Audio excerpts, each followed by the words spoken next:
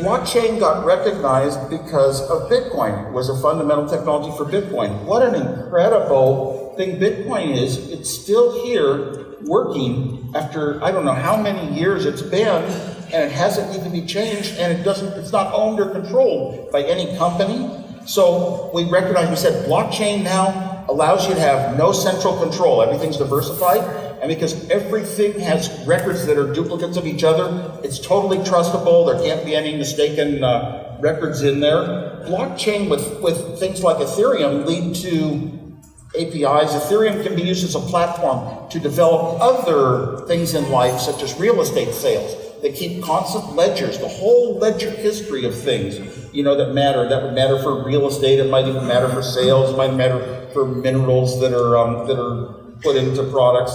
So there are a lot of these astounding things that blockchain can do to change life. It's kind of like in 2000, we looked at the internet and said, look at all these things that could be done by the internet that would change our life someday, and we'll really be onto it. Do you see all the companies invested, and then it went bust. It went bust. The only year that San Jose, California ever lost population was 2003. But you know what? Look ahead now, 2018. Everything we do in our life is improved by the internet. We have apps for everything. So it eventually happens, just that culture doesn't want to change rapidly.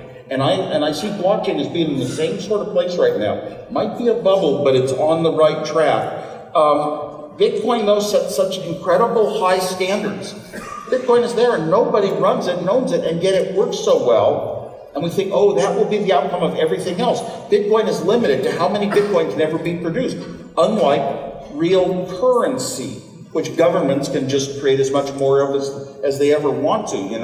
We're getting down to something that's more realistic and defined by nature. Things defined by nature mean a lot more to me than things defined by human beings.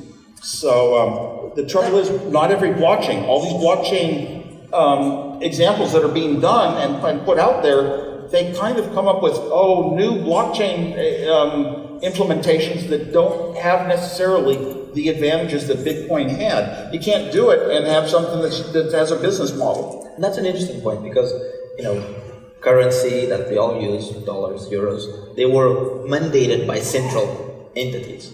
Blockchain is completely decentralized.